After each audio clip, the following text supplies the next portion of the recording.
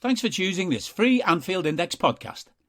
If you'd prefer to listen to this or any of our other shows without adverts, then now's the time to check out Anfield Index Pro. With AI Pro, you can supercharge your entire listening experience. You'll not only get all of our podcasts without the ads, but you'll have them far faster with our Quick Publish feature available exclusively for subscribers. AI Pro also puts you in the heart of our sound studio, with an option to listen to many of our shows live and interact with the podcasters in real time as the shows are recording. Upgrading couldn't be easier. AI Pro is available on all popular podcast platforms, and we have our own apps for Apple and Android. Just head on over to AnfieldIndexPro.com and get started today. Hey guys, welcome back to another episode of the season review. I hope you've been enjoying these podcasts. I've certainly had lots of joy recording them with our infamous podcasters, and getting their thoughts and their opinions on the season as a whole and what they made of it, and today another special guest, a familiar voice on the Nina Kauser show. It's an honor to kind of have a one-to-one with him. It is a guy that needs no introduction, Mr. Cool himself, Mr. Dave Horrocks. Welcome to the season review podcast. I very nearly called it the Nina Kauser show because, we're part of the furniture, aren't we, Dave? Yeah, well, it kind of is an extension of that, isn't it? So, but rather than it being after match, it's kind of after season. So, yes. No, I really appreciate coming on and talking to you, Nina. It's been an interesting couple of years, hasn't it? With what we went through with 2021 and then the roller coaster that we've been on for this season as well. Absolutely. And I was kind of thinking about, when I was going to do this podcast with you, and I was like, oh gosh, Dave, he's a proper OG. He kind of like stuck by me when the season was really, really bad the season before. Like he would always volunteer to do the pods. So you know what? It's for me, like, obviously it has been a fantastic season, but Dave, it isn't about what I think, or we want to know what you think. So I mean, it's nice to kind of step back, just sort of review the season as a whole. So what have you made of this? What have you made of the season? I mean, now that it's all done and dusted. So I think it's really hard. We all do this. We all have a recency bias, don't we? The last thing that happened influences how we feel the most, more than everything that happened before that. And I think because of the way it ended, obviously we narrowly missed out on the league, just at 1 point again, and losing out on the final, but also you had the off-field stuff as well, which leaves a bit of a sour taste in the mouth. So it flattens you a little bit. But having a few weeks now to just step back and just reflect on the whole season, I honestly think this season has been amazing. And, rival fans will laugh and say, oh, right, you came out with a couple of domestic cups. That's rubbish kind of thing. But for me, it's not about just how many trophies you have at the end of the season. This is just an entertainment at the end of the day, isn't it? That's why we watch it. It doesn't feel like it sometimes, but, that's why we do watch it, why we get invested in it. And so I just think this, honestly, especially over the last few years, this has been the best Liverpool team that I remember in my lifetime. And I watched some of the great 80s sides. And so I'm just so happy that, we got things like the Klopp news and everything coming through as well. Players like Matip, who've been really unlucky with injuries, playing basically, for most of the season for us and only missing games through being rested, not through injury. I just think it's been an amazing season. I think if I was to rate it out of 10, I mean, it'd have to be an 8 or a 9 for me. I love that. And I kind of like the fact that you kind of touched on the fact that, it's the feeling, and there's been just so much excitement till the very end, obviously you've been a Liverpool fan for a very long time. You kind of, I kind of said that this is like the best Liverpool side that I've ever seen. And, I asked people like Gags, like obviously they've had the luxury of seeing, the great sides from the 80s, and they pretty much agree as well. And, again, I like the fact that you kind of highlighted that, this is like just such a phenomenal team. And, you have to enjoy it all. And I've watched some very, very poor Liverpool sides in my time, growing up, as a 90s kid, and your season is pretty much done and dusted by March, and you remember those days. And I am just so grateful for what this team offers, and just truly how special they are. So you've rated it like a solid 8/9 out of 10, which is pretty decent. So if you had to pick a favorite match, a game that you absolutely love this season, it can be from any of the domestic cups, because we were in all of them, till the very end. So which one would it be, Dave, and why? I mean, that is such a tough one. I mean, I do just want to digest this season a bit more. It's not often. Once the season's over, and especially in recent years, you just want it to be over, don't you? And you want to be thinking about the next season. When I was young, I used to get like the season review videos at the time, and I haven't done that for a very long time, but I actually kind of would do that now. I mean, it's just been such an amazing ride, and no other team has fought on all four fronts like we did this year. And there's some strong contenders. I mean, especially in the 2000s, right? I lived in Manchester. What a horrible time to be living in Manchester when you're a Liverpool fan, because they were winning everything. Yeah. And so to go to their place and win 5-0 so convincingly, and then you've got the return leg, which was 4-0 as well. I mean, you've got to have them in your thoughts, beating our fiercest rivals that convincingly. But I think one unusual pick that I'm going to throw out there, again, this is not quite the top. I'm cheating a bit here. I'm mentioning some others.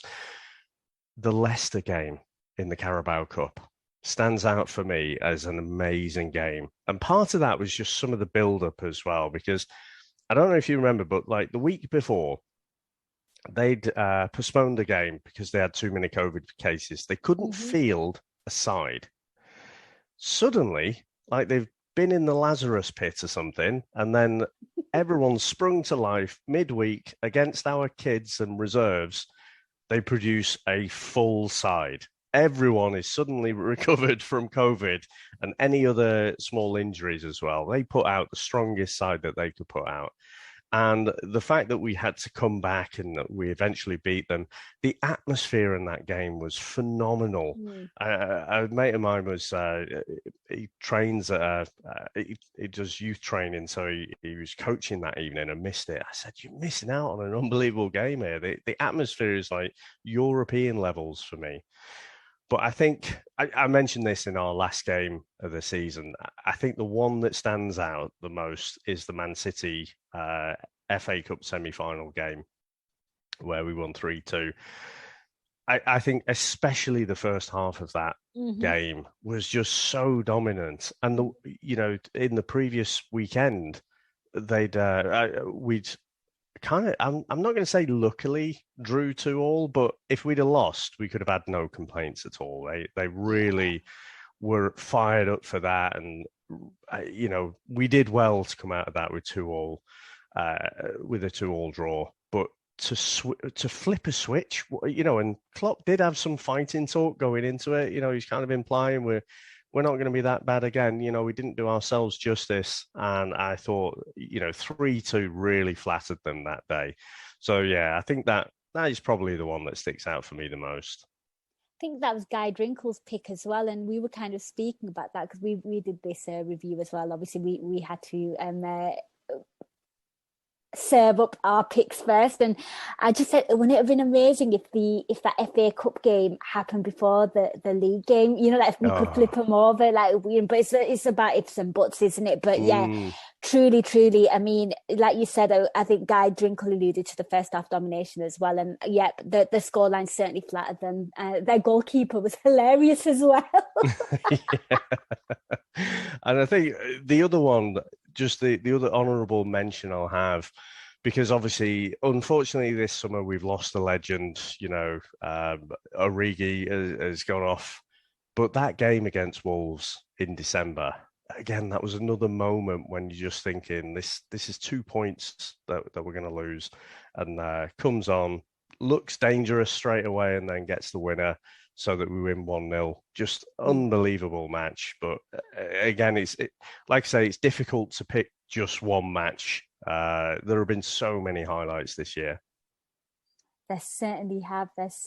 Okay, so that was your favorite match. There was a few honorable mentions there. I guess it is really hard when you're challenging on all fronts. The fact, it is one of those. So what was your favorite moment? It could be football related, non-football related. I think I kind of gave an honorable shout to Alisson taking a mick out of Pickford. It just made me laugh because you didn't expect that from Holy Goalie. So the world is yours, basically. Dave, what was your favorite moment from the season? Well, I'm not sure if you've been peeking at my notes here, but you've kind of stole my thunder there. It's because we've been working, like so much. This is it. Great minds think alike. Talk to me about that. Well, why did you like that moment so much? So again, I think I could talk about the many great goals that we've scored, especially Salah in the first half of the season was running his own kind of goal of the season competition. But I think I've spoken to you loads before about my distaste for Everton. They're just, especially growing up around the time. And there was a period of time where they used to call it the friendly derby, but that is a very long time ago now. And the bitterness has just increased and increased over the years. I don't like playing the derbies. I don't like the brand of football. I don't like the players, their attitudes, the likes of Pickford, the likes of Richarlison, just bad attitudes for me. And, when you're supposed to be going against your rivals, but you're time wasting from the first minute. And then, all the dirty little tactics, you're basically trying to emulate kind of Atletico Madrid. Now, I had much more respect for Everton back in the 80s, the 90s. And even when they didn't have the greatest sides, and they would go, they call them the dogs of war, and you knew you were in for a battle in those games. But this isn't it. It's like Richarlison falling over all the time. It's ridiculous for me. So the fact that game was so frustrating, and it looked like, again, they were going to win the greatest trophy that they could win, which is to deprive us of a couple of points. It looked as if it was heading that way. And then, of course, it goes to 1-0. Completely unexpected. Out of nowhere, Alisson gets the ball.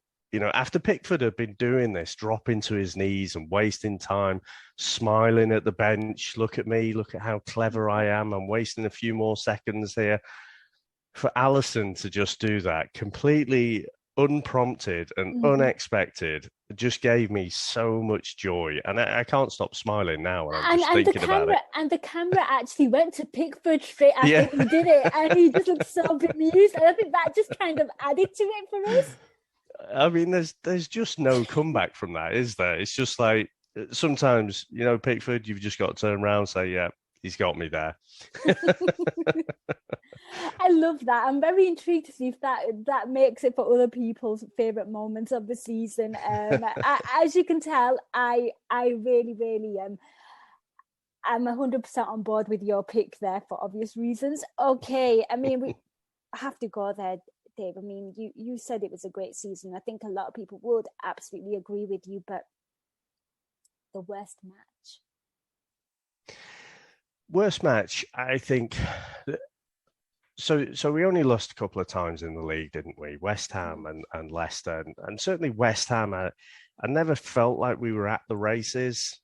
I thought we were a bit unlucky against Leicester, but West Ham, I thought in that game, 3-2 flattered us a little bit. I just thought we just looked so flat for the whole game. Yeah, we had more possession, we had more chances, but I don't really think we did enough to even get close to the win that day. But I think the one that stings the most is probably the Brentford game when we played them at their place. We went 1-0 down, but then, the equaliser came soon after that. And then we found ourselves 3-1 up. And to lose that lead and also we looked just off the pace, and it was literally that game of two halves, not necessarily first half and second half, but there was a period where we were just totally dominant and we looked way better than Brentford.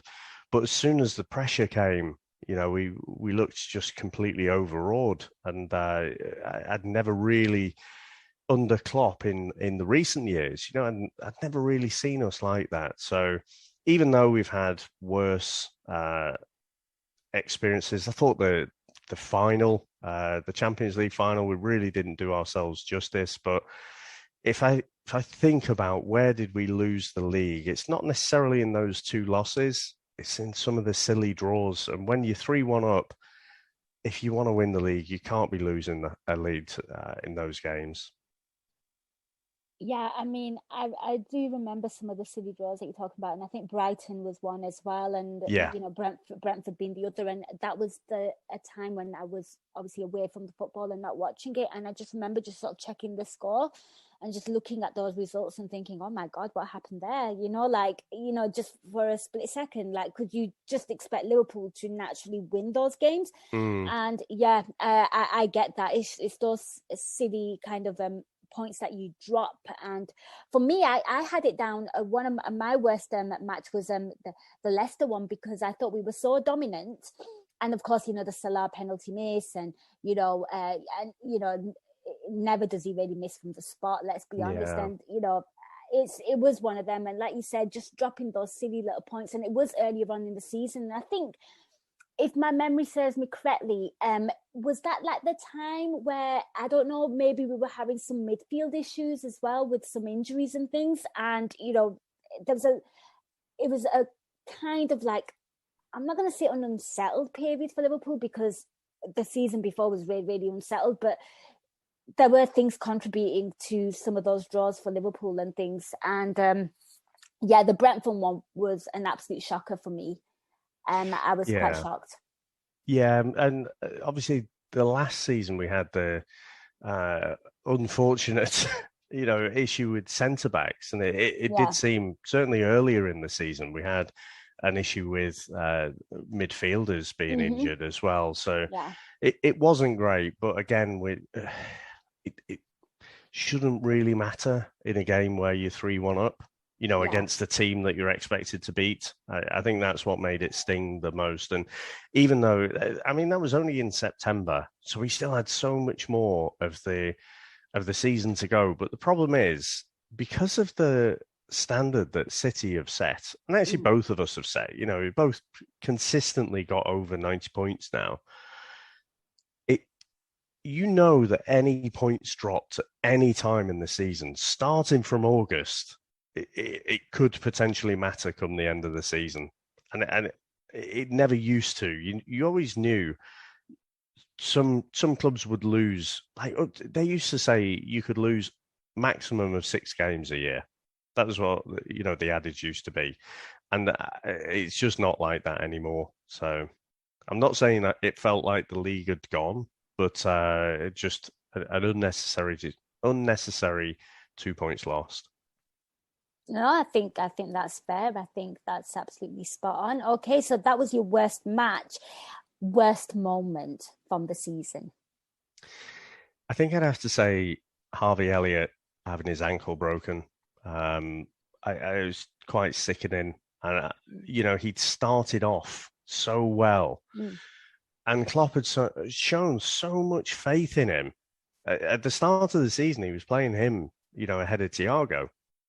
And I know Thiago, he properly hit his form for us this season, didn't he? But, he had had these niggly little injuries. I mentioned Richarlison before. He took him out, didn't he, in the derby, the previous season. So, to show the confidence in this lad, and he didn't let anyone down. And you're thinking, wow, this guy he's in for a real, breakthrough season. He just looks like the real deal. He's got the confidence, he's got the touch, the skill, the vision, everything. And then to have what I thought was the season taken away from him like that was just absolutely sickening.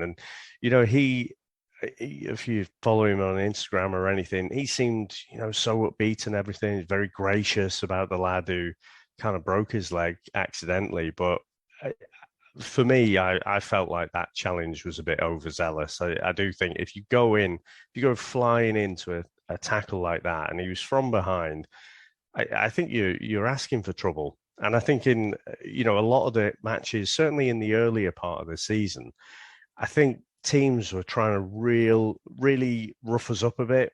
They were thinking like we might be a bit of an Arsenal. If you are physical with Arsenal at the time, they would withdraw within themselves, and I didn't notice that so much as the season wore on, but certainly early on. And in that Leeds game, they were just flying into us, and you're just waiting for something bad to happen. And unfortunately for Elliot, it was to him. Yeah, absolutely. It was a really, really horrible moment, and it's good to see him sort of, being back in the mix of things. And you're right, I do remember him having quite his explosive start to the beginning of the campaign. Yeah. What about yours, Nina? Mine, what was my I think naturally what we all kind of went for was obviously the horrible aftermath of the before and after of the Champions League final. And I think I think that just goes without saying. I don't even think you have to be a Liverpool supporter. I think a lot of people were quite sickened and disgusted by what happened. So that one was mine, and a lot of people from Anfield Index picked that. But it's certainly refreshing to see, somebody going further back and picking something on the pitch that happened. Yeah, and I kind of deliberately steering clear of that as well. But what I would say is, it was a strange old final because I mean, I was in '89. I was 13 when Hillsborough happened, and I remember it quite clearly. But when the message came up in that final about the game, and you could see on social media, people reporting like, queue in for hours and whatever. So you could you were primed to know something's not quite right here. And when I saw that message about, it's fans turning up late, so we're going to have to delay the kickoff, I really got that kind of, when you feel sick in your stomach. Yeah, that something's not quite right here. Yeah, it was like, no, that's something going on here. And the things that have come out since, you're like, Christ, this obviously no one died or anything, so you can't draw too many parallels. But the whole kind of cover up and everything, it just leaves you feeling utterly sick. The fact that people can do this and get away with it, and we're not even talking about our own government, but you're talking about people in power being so deliberate. I mean, you've got bloody CCTV footage being deleted. Bullshit, right? The amount of backups that you have in these systems, there is no way that can accidentally happen. And so it is corrupt as fuck, pardon my French. But I deliberately stayed away from that one for the worst moment, but definitely it was up there.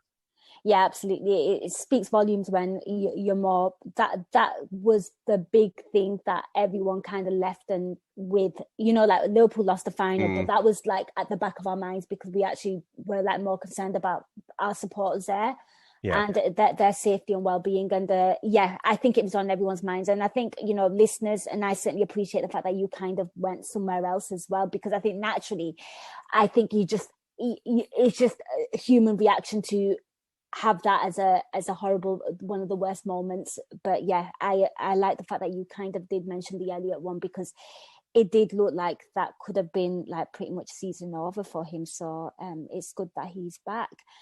Right, Dave, back to a more positive note again. I like how I'm taking you up and down through the emotional scale here. It's like the whole season, isn't it? Yeah, it is. I mean, Dave, if you had to give somebody player of the year, I mean, we always do man of the match and Nina Kauser, player of the year, if you could give them an award, one player, who would it be and why? I mean, again, it's so tough, isn't it? You go right from the back to the front, and there have been so many great seasons. I mean, Thiago, like I say, he properly, for me, solidified himself as a great Liverpool player. You know, some of the games that he just absolutely dominated in the park there. You know, Allison, I think again, we almost take him for granted now, don't we? We know that, you know, if someone gets through one-on-one, until the net starts to burst, you know, you're not that worried. You're like, yeah, he's gonna make a few worldy saves a season at least. Didn't score this season, you know, so a little bit down on last season, but still a good one anyway. Trent, I think again with the amount of assists, but what he adds creatively for us. I want to give a special mention to Matip as well. You know, the season before, I was getting a bit frustrated when all our centre backs were injured, and he hasn't been the luckiest, has he, with injuries. But I don't recall him having a particular injury. Players always have little knocks and things, but I don't think he's ever been unavailable for us. I think in the last few months, I think Mane got back to his old self, and you know, really made a difference there. But I think I'd have to give it to Mo Salah, and that is probably not a shock to anyone. Now, I don't think he had the best second half to the season, but if you look at the amount of minutes that he played, you know, he'd been off to AFCON as well, made it to the final. What an unbelievable season. And even though he wasn't popping the goals in, he was always dangerous, and he was setting things up. He was drawing players towards him. I think he just lacked that little bit of sharpness that we saw earlier in the season. But I mean, how he played as much as he did is beyond me. There are not many players on the planet who could have done that. And so I just hope he has a nice, relaxing rest over the summer. I hope he signs that blinking contract as well. But I mean, he said he's definitely going to be around for next year anyway. And I like actually in seems like the last month or 2 months, he seems to be a little bit more vocal in the media as well. He seems to be saying, you know, good things in the media. People are warming up to him a little bit, you know, off the pitch. So, I mean, not Liverpool fans, by the way, we love him. He's been brilliant for us, but it just seems that perception from outside might be changing a little bit. And, you know, he seems to be the sort of person, you know, he's not won the Ballon d'Or, so seems to be the sort of person who's thinking, right, I'm going to try even harder next year, and I'm going to make sure, you know, it's not even a decision that's going to come my way. I'm glad, you know, you kind of mentioned Mo Salah there. A few people have picked Mo Salah, and I think you kind of should not forget the early parts of the season, and I'm glad you go there because, like you said, people have remembered the end. And I think, you know, like you said, he could have had a montage of goals of the season in terms of the goals that he's scoring. I mean, that gorgeous one against Man City, for example, just the amount of goals that he was sort of just scoring. He just had unreal numbers. And, you know, I think, I don't know what the guy has to do to kind of get respect from, I don't know, maybe the media, the pundits, opposition fans as well, because his numbers are just unreal. I mean, at the beginning of the season, he was literally the best player on the planet, like no question.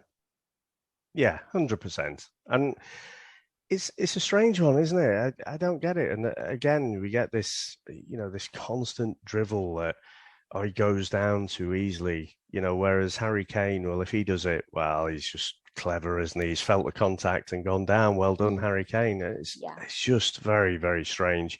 I think Mane suffers a little bit as well in the same way. I think, you know, he's not given the credit. I also don't think he's given the protection by the referees. You know, you can see he gets a bit frustrated sometimes. You know, he get dragged down, told to get on with it, and then he'll give the same back and give away a free kick.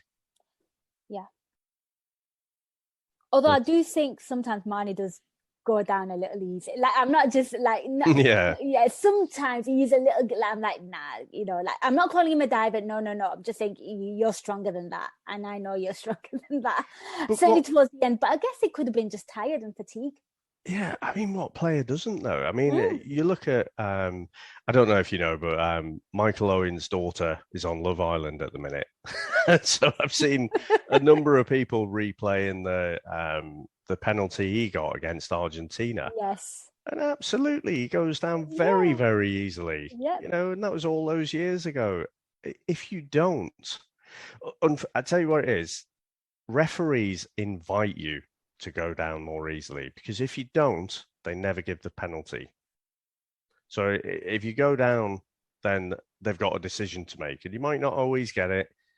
I think it's just it is a prejudice against players like Mo Salah, where I think who did it? Was it Paul Tompkins? Did some great analysis and looked at some of the equivalent forward players and how many dribbles they do and how many free kicks they get. And Mo Salah was just an absolute outlier, where for the amount of dribbles that he does compared to the amount of free kicks he gets was ridiculously low. Whereas you look at someone like Grealish and he gets loads of free kicks per dribble. Yes. Yes, he does. I guess you're damned if you do and you're damned if you don't. But yep, Mo Salah is just absolutely phenomenal. Please sign that contract. We'd like you to stay. Yes. The attack's looking quite exciting. We'd like you to be part of it. Right, Dave, next question. AI podcasts that you've enjoyed listening to or taking part in? Well, that is easy. It's the Nina Kauser show, of course. Love it. So I think, I mean, even joking aside, I just love it. I'm kind of a nervous watcher of football. Even this great side now, I have learned a little bit to just trust the side. Even when we go 1-0 down, it's like, nah, this team have got it.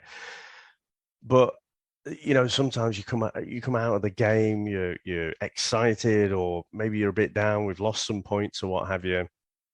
And so you're getting those raw reactions. So whether, I come on and chat to you and some of the other hosts, or whether, it's just listening either right after the match or the day after, I just find it very therapeutic. There are so many great shows on AI and so many people who know so much, like analyzing the stats, the finances, looking at all the different leagues and who would be a great player that would fit for us and stuff like that. The knowledge is just off the scale.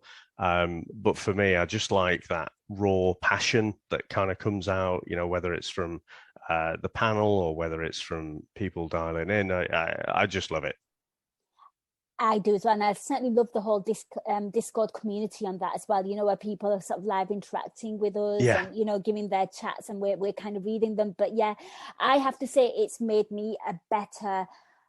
But hosting that show and speaking to different people has made me probably a better football fan in terms of how I handle the results, whatever they may be. I just remember the Spurs game, the one that we drew. Towards the end, the late kickoff on a Saturday, and I just remember something brewing up inside me, thinking, "God, we've lost it here." Just something inside me was just stirring, and Harinder and Cam called in, and they were at the game, and they were like, "This isn't where we've keep the faith. This isn't where we've lost the league. We've had more problematic results down the line," and they kind of highlighted a few, and it literally just poured water on me. So literally, it helps me. Yeah, and Dave, I love having you on the Nina Kauser show because I know I'm going to get great analysis, and I can just sit back and relax and just, it makes my hosting a lot easy. But shout out to everyone that comes on the Nina Kauser show, because you're all amazing people, and it would not be a show without you and the listeners too. Right, Dave, it is silly season, but the Reds look a bit serious here. So transfer window hopes and expectations. Just for some context, we are recording today the day where the Nunes news looks pretty much official. Just putting that out there, so bear that in mind, listeners. So Dave, I'm going to come to you, because when I watched this season as a whole, and obviously towards the end we did look really tired, even the Wolves game, you could tell we were tired. And even the Champions League final, I'm looking at that team, truly phenomenal, but it just felt like just a little bit more tweaks were needed. Not like, you're all rubbish and I want to get rid of you all. I'm just like, if only we had a through and through striker there, and just little things, a little bit of spice to be added to compete with this Man City side, because let's be honest, it's an absolute beast. You can't deny that. So over to you. I mean, what are your hopes and expectations for the transfer window?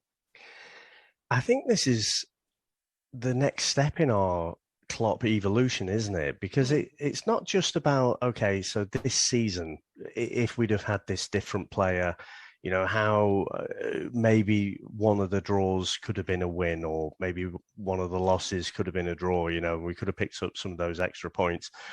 I look at the players that are potentially going out. So Origi, you've got Taki Minamino there. They contributed this season, and the reality was we were playing all the domestic cup games as well. So we really needed that squad. Yes. You've got, it looks like, Ox, I'm assuming he's going to be off as well, but he's an option there to come off the bench, if you did need him. First half of the season wasn't great with injuries, but second half wasn't too bad. And so you end up with someone like Ox not playing at all. I think we're going to have to do some good business just to stay at the level we have been, given the outgoings as well. I have to say, you say about Nunez looks a done deal, or it looks to be complete. It seems to have been for about the last 48 hours. I keep seeing all these announcements that it's pretty much a done deal. It seems to be like Aristotle's arrow, where it's just getting closer and closer each time. So hopefully, it's not a fakir sort of deal, or I just want to see him with the scarf. That's the moment when I'll celebrate. Yes, he's our player. And we've also got Carvalho, haven't we, coming in? So he's going to step up a league, but he does look the real deal as well. You've got the likes of Harvey Elliott. He's going to hopefully have a good pre-season behind him. I expect him to step up, and be pushing for a first team place again. Diaz is going to have his pre-season. So all of these ingredients say that actually I'm probably worrying about the people going out a bit too much, but I think Nunez coming in would be great. I've heard a few quote unquote experts, from the mainstream media. I heard one yesterday say, oh yeah, he's a traditional number 9. Bollocks, he's not. Not from the Benfica games that we saw. It really does like to drift out to the left, looks really, really pacey. It does look raw. But out of all the opposition players that I've seen this season, as soon as I saw Nunez, I thought he looked a good candidate to replace Bobby. I think so. As well as Carvalho, Nunez, I'd like to see us get a real top quality central midfielder in as well. So I know we lost out on the guy, what was his name, Tuchemi or something, the one who went to Madrid, yeah. So he's not there. But you know what, Nina? In years gone by, I'd be scouring the leagues and trying to do my own kind of thought gymnastics on who would work out the best for us. And I just have so much faith in our current scouting and management. And it's not just about what is someone doing on the pitch. You can tell that they have, they're looking at the whole person. What is the makeup of this person? Are they hungry to improve? So where is their ceiling? And, you look at someone like Diaz coming in and you're just like, our scouting is a joke. They just nail it so many times. And you compare it to someone like Everton, who've spent all the money and are still as shit as ever. So, yeah, another midfielder would be nice. Yes. But then I'm also hopeful that someone like Jones can kind of improve a little bit with his decision making. So I don't think, if we stop the clock right now, I think I'd be okay with our summer. I think that's pretty fair, and I do agree with you. I definitely think we need maybe a little bit of reinforcement in the midfield, just with what, like you've kind of mentioned, the players that look likely to be going out as well, and the evolution of Klopp as well. I mean, we're going to have a full season of Diaz next season as well. That'll be really exciting. I mean, just kudos to the lad for the way he he kind of started the season, pretty phenomenal. Like, I love the fact that Liverpool can buy these players in the winter window, and they turn up good. We have a good record of that, and a full thing of Diaz and Nunes as well coming in. It just kind of makes the front look exciting and new again. And obviously it's likely that Sadio Mane looks like he'll be off as well. So I like the fact that we're kind of thinking to the future, and I guess that's a sign of a great side and a great squad. You have to just keep moving with the time. And I completely agree with you. I have full faith. And, it's not blind faith. I think when, back in the day, I think some of our transfer activity could have been called questionable, to say the least. But, we're in the situation now where, you look at the era and the tenure of Jurgen Klopp and the scouting that's been done.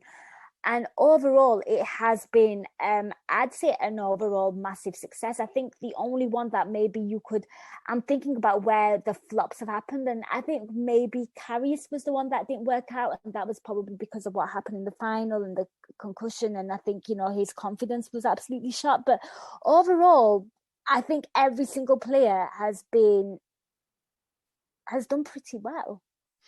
Yeah, I think even Karius, I mean, he wasn't that expensive, was he? No, he wasn't. 4 or 5 million or something. You look at Klavan, you say, well, was he a world beater? Well, no, but he absolutely did a job. He was brought in as a kind of budget constrained option at that time. So I think there must be someone maybe that we're forgetting that hasn't really worked out yet. But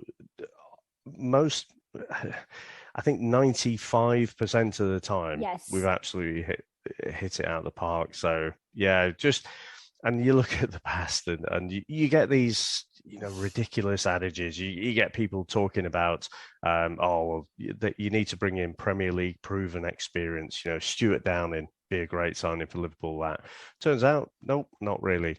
Dempsey snubbed us. Yeah, Dempsey snubbed us. I know that aged well, didn't it? Dempsey snubbed us, and we were trying to get rid of Jordan Henderson, the other way, and it's funny the way things turn out. But I like where we are as a club now. The fact that we do make these data-driven decisions, and it's not just some idiot who thinks they know too much, like Brendan Rodgers, just giving it the eye test, and it's like, yeah, he looks like a player. He'll do for me.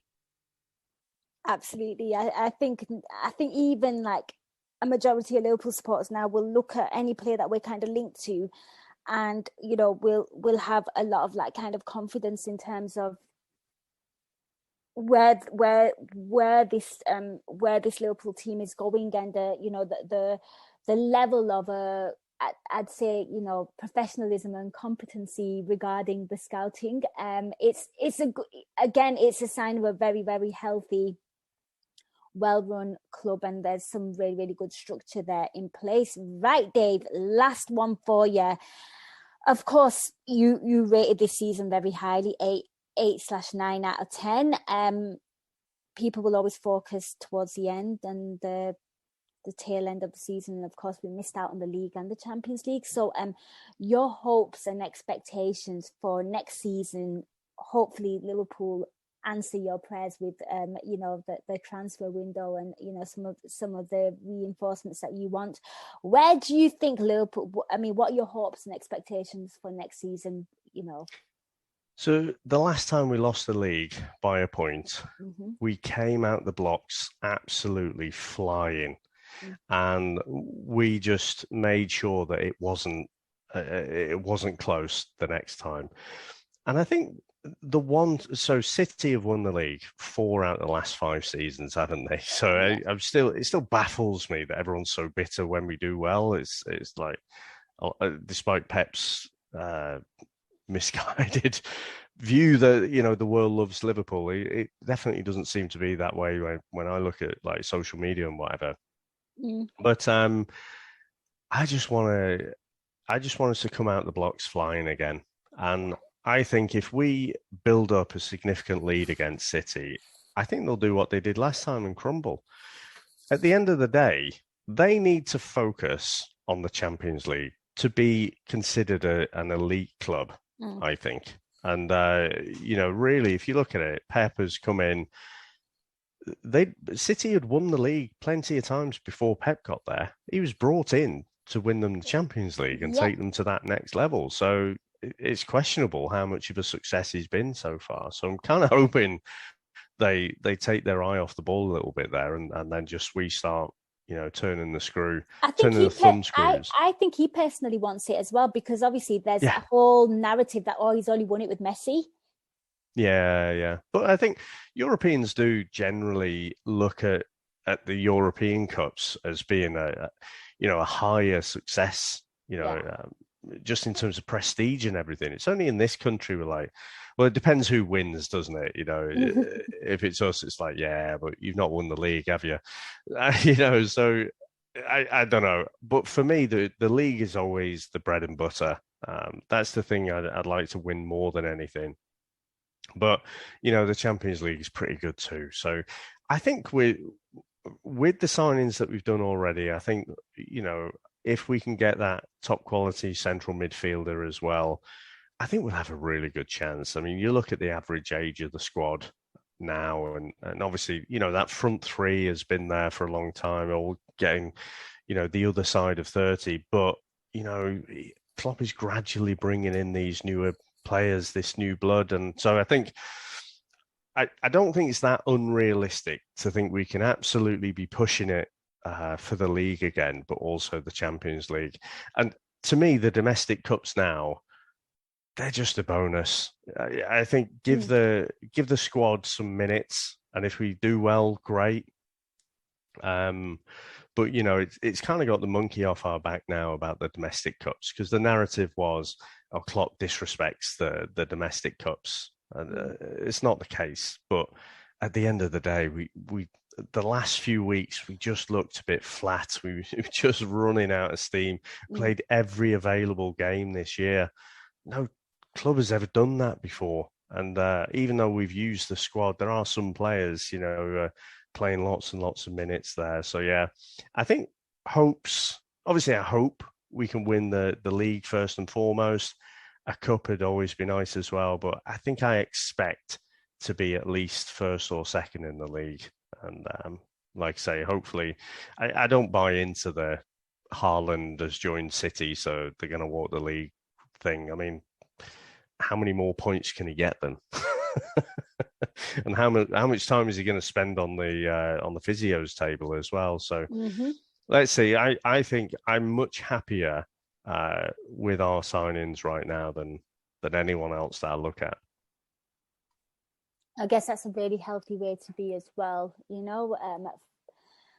I agree with you. I think the two big ones are, I think, the absolute essentials for next season, given the fact that where this Liverpool's team and squad is, Jurgen Klopp as well. And I loved his post-match chit-chat after the Champions League when he just said, right, where's the final?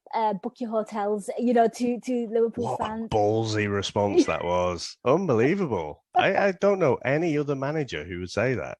You just, I think, got a good feeling about next season, and I love that confidence, and that kind of like we kind of buy into it as well. Then I mean, he's just a phenomenal guy, to have at the club, and I think the players will just feed off that as well. But yes, I think the two big ones are essential next season with this Liverpool side, and we have to push City to the absolute limits. And like you said, it's such a shame that this is such a great Liverpool side, and they're up against,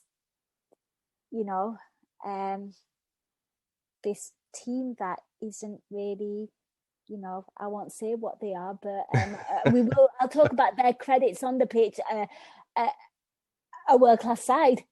Yeah, and apparently the biggest revenue generators as well, so I believe. But no, honestly, as fans, we just need to sit back and enjoy this time, because things ebb and flow. It's not going to last forever. Just enjoy this team. just enjoy, having a charismatic manager like Klopp that we've got, and just, even when the punches come, we can kind of roll with the punches and get on with it. And, we're back again the next time. It's just a great time to be a Liverpool fan.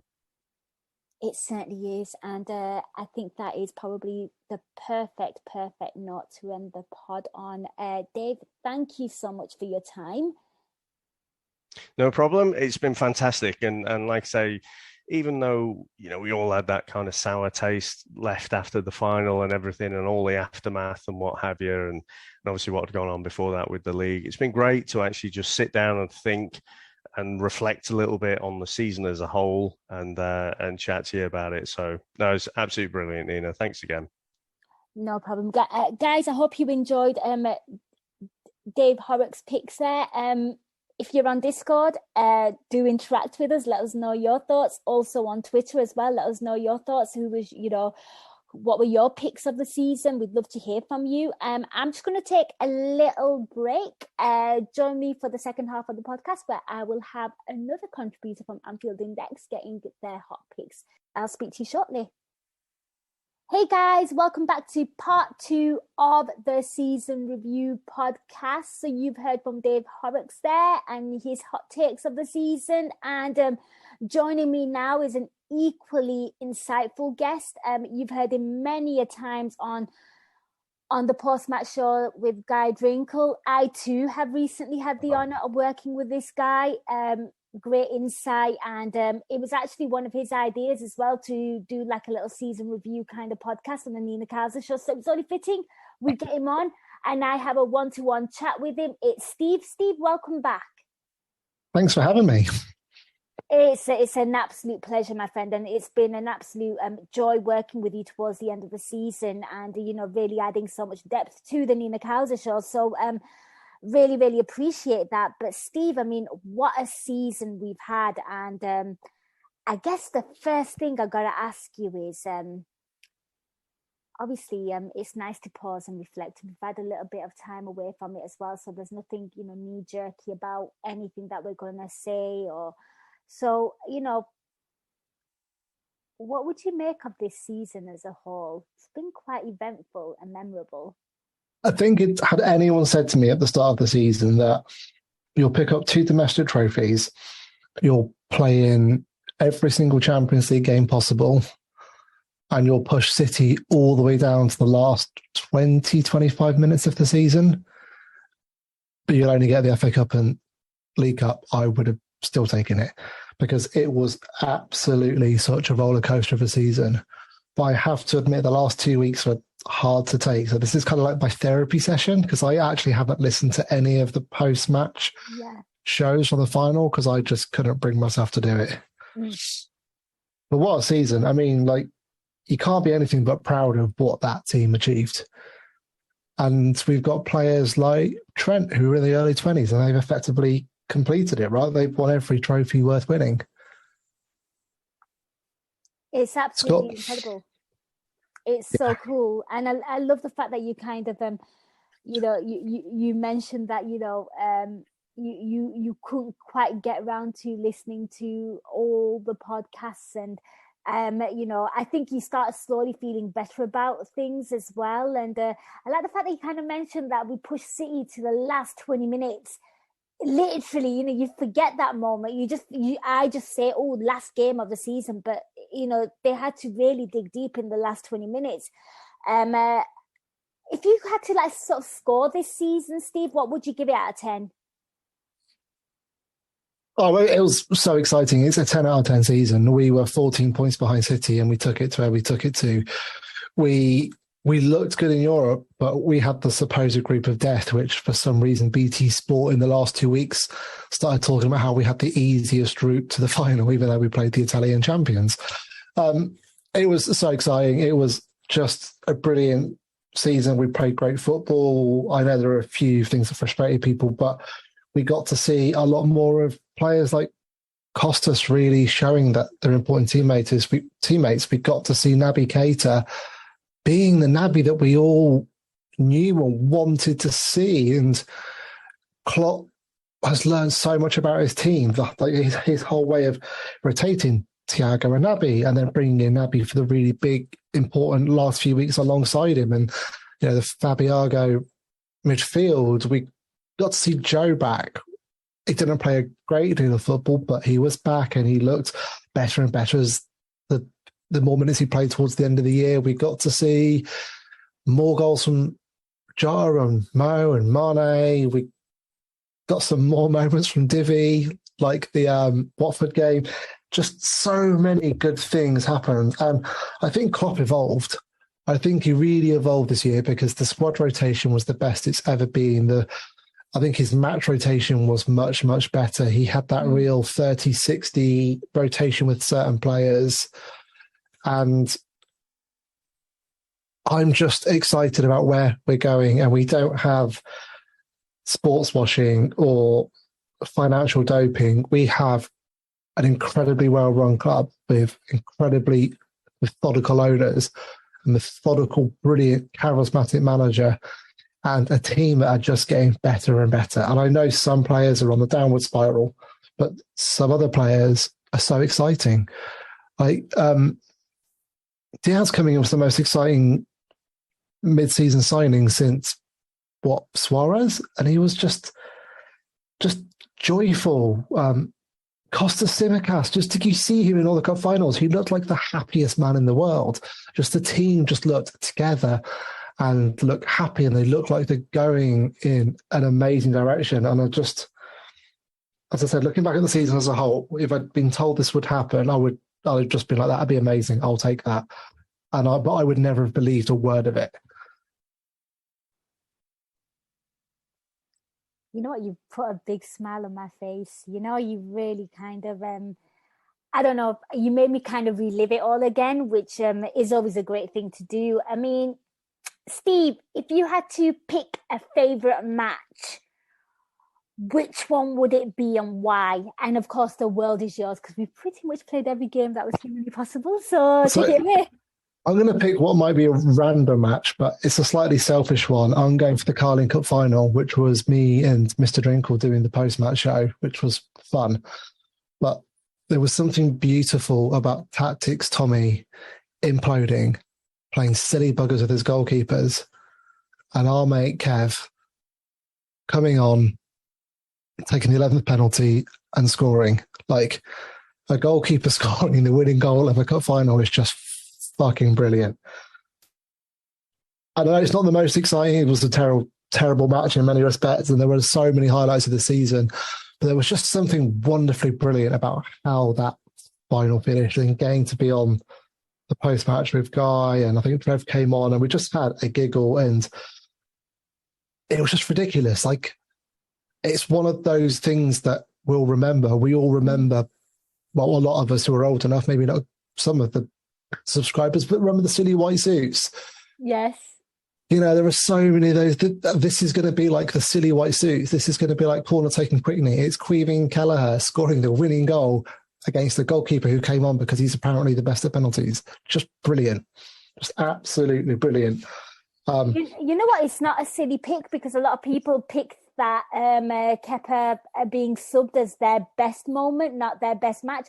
So you picked it as a whole match. And I actually think it was an intense game of football. I remember they started off bright and, I was getting a bit nervous and, things were kind of happening. And I think what really took it to the end and made it toe-to-toe, and I think Jurgen Klopp alluded to it as well, was the 5 subs. He goes, you don't get that level of intensity if you didn't give us the 5 subs.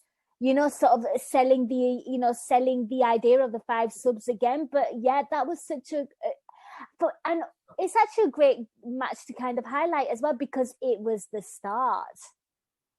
Yeah, it was. We got to believe for 3.5 more months or 3 months that the quadruple was on. And we didn't do it, but getting to be on that ride was incredible. I started supporting Liverpool in around 1993, 94, and there's never been a season like it. We won the league. That was amazing. But watching the players celebrate in a hotel because of COVID restrictions wasn't the same, was it? You didn't get that emotional release. the Alves game and the Milan games, they were amazing, like one-offs to seasons where we probably didn't really have the teams to win, but we still won it. But there was something different this year, wasn't there? There was something that this team was so close to making history, and in many respects made history. And they look like they don't feel like an end of an era team, right? When we lost to Milan the second time, that felt like an end of an era team for Milan. So many of their players were moving on. When Fergie left Man United, they most definitely the end of an era, right? This feels like the beginning. This feels like we have got, I know there are some players going this summer, but we've got 5 or 6 years now where it's just going to be a roller coaster of excitement. And that was the start, right? That was the first trophy, what was ridiculous. And hopefully this year we're going to push for another quadruple, because why the hell not? Fingers crossed. Steve, so that was your favourite match. If you could pick a favourite moment, just something that sticks with you, it can be on field, it can be off field. I think it was seeing Harvey Elliott score coming back from injury. And I know he didn't go on to have a brilliant season, but between that or his retire for that or Joe Gomez's assist for Jota, and then in the post-match interview, that really sort of beautiful, heartwarming moment where Jota says to him, "I told you if you cross to me, I'll score for you." Like those two, just something about that team together. There's something about, like, I've been a big fan of Joe Gomez since we signed him as well, a 17-year-old from Charlton. I think Harvey's really exciting, but they could have had awful write-off years, and they came back and they contributed in their own ways. And those two little things, and it's really hard to pick which one. I'd probably go for Gomez, really, actually, because then he went on and kept on playing. And I know they're not the match-winning moments and they're not the cup final moments, but seeing just him back and playing well, but seeing his teammates so excited that he'd scored for him. And it's the way he put it is like, "I told you I'd score for you. Not I told you I would score." You know, it's a chemistry between all of them, isn't it? Like, regardless of, like, you know, what nationality they are, you know, they all just seem to get on. I love the fact that apparently Harvey Elliott really gets on with Luis Diaz, and, you know, Klopp is like, I don't know what they really speak about. And yeah, I mean, assuming that Curtis, Harvey, and Lewis just sit there playing FIFA, right? Or hopefully Football Manager. But, you know, because there's not a lot they can chat about. But I just like that relationship. You've got a Cockney, a Scouser, and a Colombian, and they're the best of mates. It's brilliant. And I think those little stories for me made the season even more special, because it just felt like the team were just coming together in a way that, and not in that sort of, I don't know, like those Ballack and Drogba days at Chelsea, they were phenomenal, but they were just completely unlikable, right? This team is so likable. Ibu's back-to-back goals from corners, you know, that big smile on his face, Joel Matip being Joel Matip, even Divi coming in, and he could have been in this because he got his goal against, I think it was Watford, wasn't it? A near post goal, or was it West? Yeah, you know, there were so many little things by the team this year. Like, that was the thing, wasn't it? It wasn't just the football was good. There was just something about this team that has happened. There's like an evolution or a moment in time where they've just clicked and they've recovered from that awful year last year where everyone had a fucking miserable year, let alone the football. Yeah, absolutely. And I love the Joe Gomez shout. And I remember that game, and he actually played, so I can't remember the opposition, but I just remember him having a very, very decent game as right back, stepping in for Trent. And, you know, he just looked like he wanted to get an assist, and he was whipping in the crosses. You know, he's in his own right, you know, a different kind of player. We'll never ever compare him to Trent, but he did a solid, good job. And yeah, it was great seeing him back. And I like the Elliott shout as well. I think Lisa Marie gave Harvey Elliott as her moment as well, for scoring a goal after his, you know, horrific injury. Steve, emotional roller coaster it is. So is this podcast. Your worst match, the match that you detested. 1-1 against Spurs, and being contained, and just knowing there was just something about that. Was the one game that once we picked up the momentum, that was the one game that worried me, because he's just ridiculous, right? He's such a clever, smart, horrible person to play against, and it just didn't feel right that game for 90 minutes. And not being able to pick up a win there was probably the worst match for me. Yeah, it was like kind of deeply frustrating, and do you think though that was where the league was lost? Because obviously we've spoken about this, and for me and for a lot of people as well, it was obviously like a lot of people kind of highlighted the loss to West Ham, and of course the loss to Leicester, and those stupid little draws at the beginning of the season, like the Brentford game, the one that we kind of threw away, Brighton as well. Was that the one because it kind of sort of flattened the momentum? Is that why it goes down as your worst? Yeah, I felt like if we won that game, that would see us through to the end of the season, and we would win all of our games, and we would be fine. That's fair. No, and the beginning. I know we had the game against Leicester was ridiculous. The draw against Brentford was embarrassing, but we got back from that 14-point deficit. City dropped points in stupid games too, and just.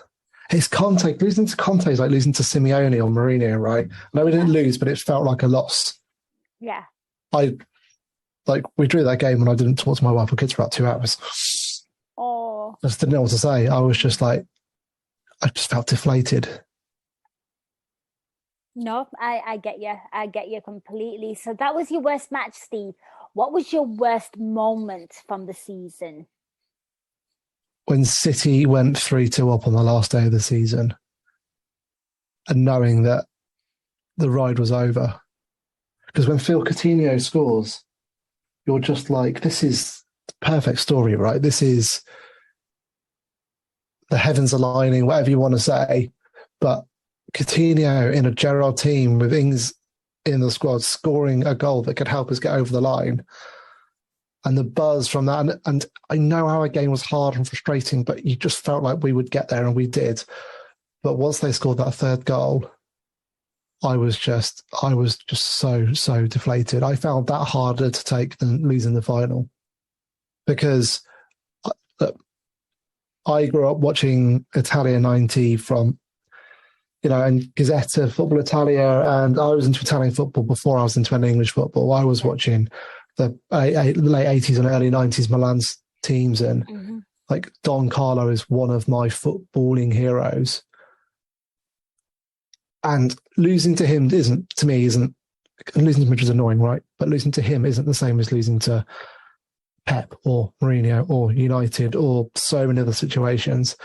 But that game, then Pep with his fucking awful celebration and having to see that on TV while they had to keep showing, I don't know. But yeah, that third goal and just being it gone. It was so close and it's gone because you knew Villa weren't going to come back. And all they had to do was hold on. Yeah. No, that was a really, really frustrating moment for a lot of people. I think Guy Drinkle said that, he was he absolutely hated the Wolves match because everyone knew what was going on at the Etihad. But Liverpool weren't doing their business in terms of winning their game, and had Liverpool gone ahead, what would have happened? How could that have potentially impacted the score? So I think a lot of people do highlight that, and those two results were kind of back to back, and I'm glad that we've had a little bit of a time away and we're doing these podcasts now, because I think sometimes the end of the season kind of overshadows what happened entirely. But that is a good shout there for a worst moment. It was certainly deflating. Back to something a bit more positive now, Steve. Who was your player of the year? If you could give somebody the award, a personalized award from you, Steve, who would it be? I mean, it's been, like we've said, a remarkable season. We've seen players peak and then sort of drop off ever so slightly. Other players peak. We've seen, new players come into this squad, this setup. You spoke about Ibrahima Konate there. Diaz gets thrown into the mix at, mid-season, winter transfer. looks like he's played in this team, looks unfazed. But if you had to give this one award to one player, that standout performer, who would it be and why? Our player of the year has to be Mohamed Salah. He just is phenomenal. The goals, the assists, the fat teams are scared of him. He's PFA player of the year. He is just such an incredible talent. And we're going to look back on when he finally does go, whether it's 1 year or 4 years, we don't know right now, but we're going to look back at his time and be like, wow, he was a game changer. He was up there with Barnes and Kenny and Rush, and he is such a magical, magical player.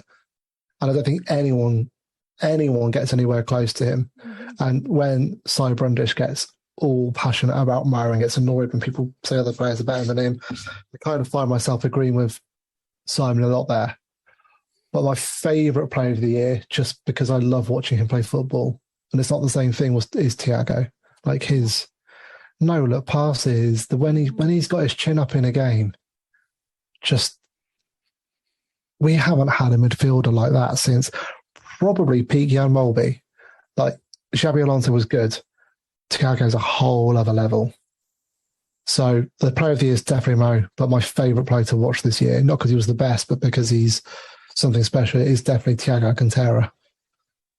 I like that. I like the fact that you kind of separate the two there. You're the first person to do that. And yeah, Thiago just playing that midfielder. I mean, I think it was the Under Pressure lads that labelled him and Fab in the midfield, Fabiago, because they were just so iconic. And, the balance between the two is pretty exceptional. And then obviously if you throw Naby Keita into that mix as well, or, it certainly looks interesting. Mo Salah, I think was absolutely incredible. Beginning of like the season, all the goals that he scored, just unreal stats. He was the best player on the planet, before AFCON. And people forget that. And I always find myself very, very baffled. And even when he came back from AFCON as well, he had, it wasn't like he fell off a cliff. He was still an absolute nightmare for defenders. He was still getting the assists. He was still doing all the stuff that you expect him to do. Just wasn't obviously scoring as much.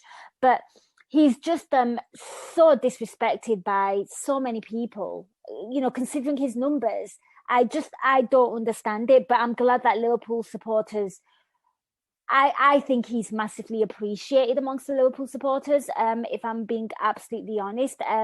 But as a whole, it's a bit of a strange one that he doesn't get the credit and the plaudits that he deserves.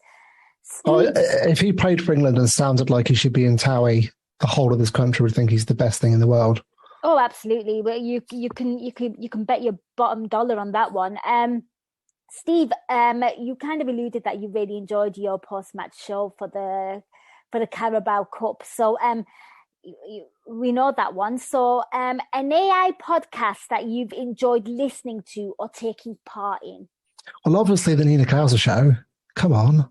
I did not pay the guests to say this, they say it themselves. But it's great having you on the Nina Kauser show, cannot lie. It's been great having you on towards the end of the season. So, yeah.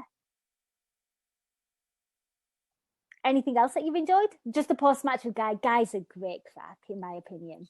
Also, I got to do my first podcast with Trev, right? The FA Cup final. That was a lot of fun. He's a extremely charismatic, brilliant podcast, and I enjoyed it. So, this season I've got to hang out with you, with Guy, with Trev. I've done podcasts with Dave Hendricks and, Mark Harashi before now. But, getting back onto the Nina Kauser show, doing a lot of the domestic cups with Guy and Lisa and Dave has been great fun.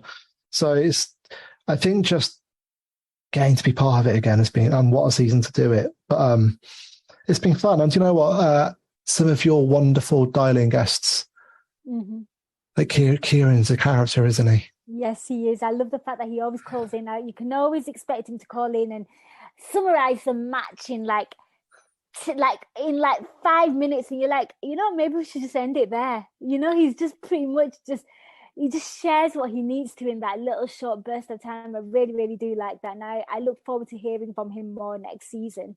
But yeah, no, Guy Drinkle mentioned the FA Cup being his favourite podcast as well, with Trev Downey and stuff, and like how seamless it went for him as well.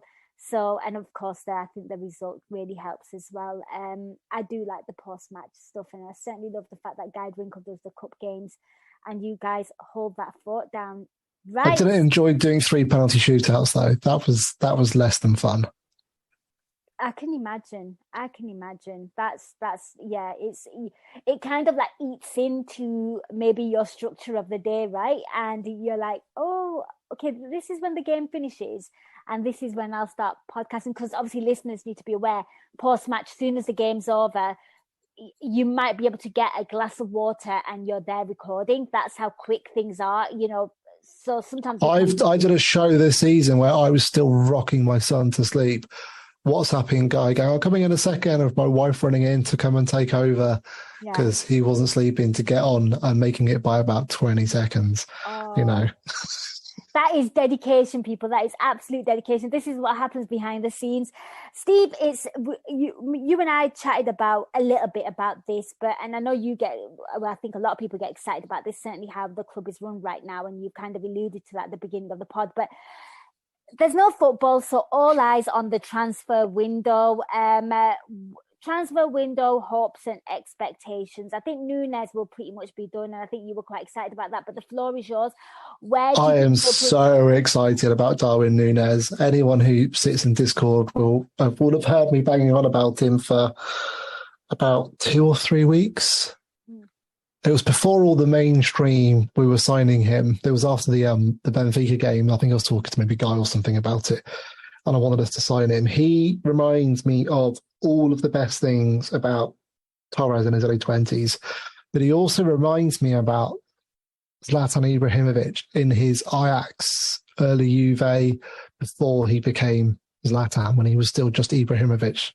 Just his touch, his movement, his just outrageous finishes at times. The volley he almost scored against us, like he had no right to get that close.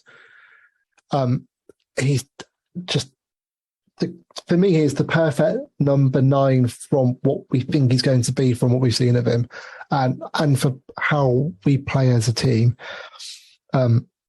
We've seen Mo play with Xhaka, right, and being phenomenal. We've seen Mo have really good games with Divi. I think he really enjoys having a focal point striker. The season he scored 50 goals, Bobby was imperious, right? So I think Mo's going to get a lot out of this. But we know that Costas can cross. We know that Thiago can cross, and the whole fucking world, apart from Gareth Southgate, knows that Trent can cross the ball. And I don't necessarily mean to head, to feet, to chest, to head, to anywhere. He is just going to eat up space in that box, whether he's scoring goals, whether he's creating chances for other players because he's there. I think like Jota and Diaz have both shown they love a back post goal. They're going to get loads of them because the front post is going to be dominated by this absolute behemoth of a forward. And though I love Torres, Zlatan's one of my favourite footballers ever, and if he can be half as good as Pete Zlatan, I think we've got a bargain even on what we're paying for him. So that really excites me, and it's been something I've been hoping we would do for a couple of seasons. But for the rest of it, like, our transfer team, I hate the committee phrase, our transfer team have shown how competent and how well thought out they are and how methodical they are. Like Thiago coming in, and let's forget 2 seasons ago because the whole world was a mess. But this year he's really shown that he's oozed that class and the way he manages games, you know. Costas has been brilliant. Who would have thought coming in from Olympiacos that a left back would be so good? And he's been slowly brought into the team, and some fans even think he might succeed Robbo as Robbo's getting older and has played too many minutes. You know, the fact he's even in that conversation. So I'm intrigued to see what we do with Ramsey, a young right back. I hope he plays 3 or 4 games and he's developed quietly. But whatever they do this year, I just kind of feel like they've earned our trust to just let them get on with it.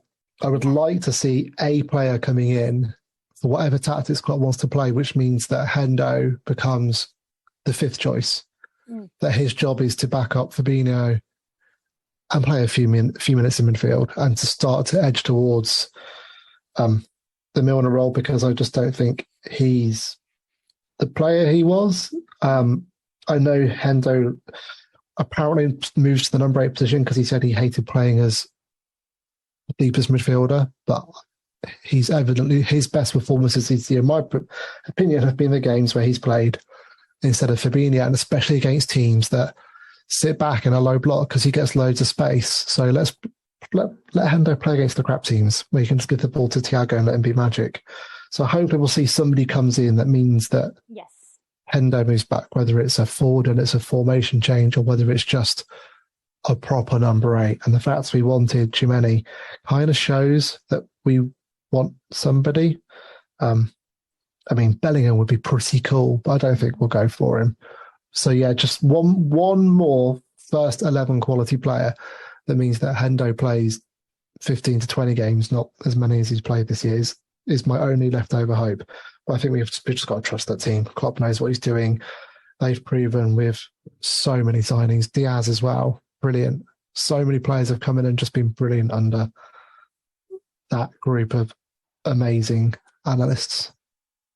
Absolutely. And you pretty much highlighted the areas that I think a lot of people on Anfield Index kind of wanted addressing as well. Certainly something in the midfield and the attack. It looks like Nunez will fill that little void as well, because obviously I was watching that final and all the crosses coming in and like nobody being there. And I was like, we could do with an out striker here. This is where maybe we need that kind of option. And I love the fact that it was addressed probably long before the final, because obviously we know that we are, our scouting team and, the people of head of recruitment and whatnot are very, very competent people, but it's looking really good. And definitely another person in the midfield.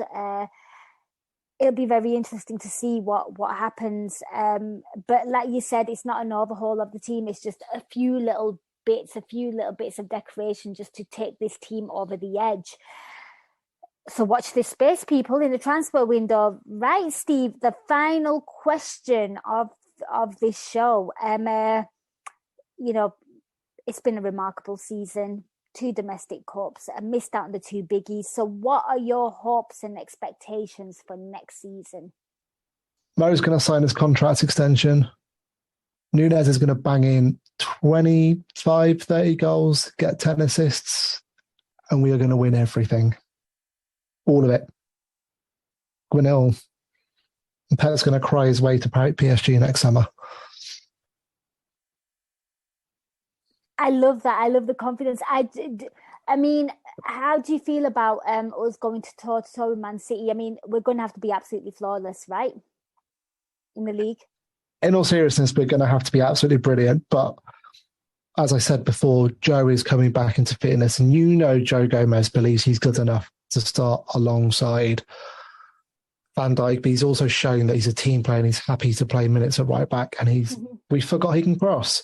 Yeah. And when Liverpool fans say he can't pass or he can't cross, I can't work out which footballer they're watching because he's really good. Ibu is just going to keep getting better. He's going to keep getting imperious. We've got maybe another couple of seasons of Matip, and after that horrific injury, Van Dijk next year I think will go up another gear. I don't feel like he often got out of second gear this year. So I just feel like our back 4 will just keep getting better because they're available, because they're playing together, because they're just really good footballers going in the right part of their career. I think our forward line's getting really excited. Like Diaz is exciting. Remember how much fun it was watching Steve McManaman in the 90s? Yeah. That's kind of what Diaz gives me the feels. With the ball at his feet, what's he going to do? Is he going to dribble? Is he going to shoot? Is he going to just run down the line and annoy the hell out of somebody? You've heard how excited I am about Darwin Núñez and how I think Mo's the best player on the planet. But Diego Jota, what a brilliant player to have as a rotation piece. Fabio Carvalho had a great season at Fulham. If we use him right in the right games, he's going to come in and play and improve. The club have already said that they see him as a forward for this season and maybe a midfielder in the future, but he was as a forward for this season. We've got lots and lots of options. And there's Bobby. Bobby wants to get back into the Brazil team for the World Cup. Yeah. Hopefully Bobby has a summer off, sorts himself out. I think the way the world's been for the last 2 years has been hard for a lot of us, and he looks like someone who's been affected by it. Yes. So I feel that with someone coming in to help us manage Hende's minutes and use him at the right times. Milner went on that journey this year, right, and he was used in trusted games at the end of the season, but his minutes went down. Hopefully Harvey's minutes will go up. If Curtis sticks around, hopefully his minutes will go up. I feel like we've got the depth, we've got the systems, the coaching team. I think everything this team needs to succeed is in place, and the types of players that we're bringing in make sense. A young right back we might not see much of, but if he does well, we will do. An exciting forward to come in to replace an absolute legend. You know, Mane is a legend. Yes. He gets a lot of disrespect too, but he's been a very, very humble player. And the player, I think we're bringing in the right players to keep moving forward. It doesn't feel like a reset. You know, sometimes when your best players leave, when Torres left, when Suarez left, it felt like a reset, right? This just feels like it's an evolution. An evolution. I know, excuse the pun, but it does, doesn't it? It feels like the team's just taking the next step forward. And I just think that we're built and ready to fight on all fronts, and that we have a squad big enough. We have the mentality. That's the big thing. Yes. And I think the way, like when you watch Nunes play against us for Benfica, you know, you could see he had the mentality. Even when they were going out, he didn't stop trying. So I'm genuinely excited for the journey this team are going on. I don't just think we'll challenge next year. I think we will keep challenging. And I think if Pep does leave at the end of next season, I can't see any team right now being able to compete with us. And I think until a big change happens somewhere else, I think we'll end up dominating. Unless maybe Don Carlo goes to City. I think once Pep goes, I think we'll dominate for 2 or 3 years.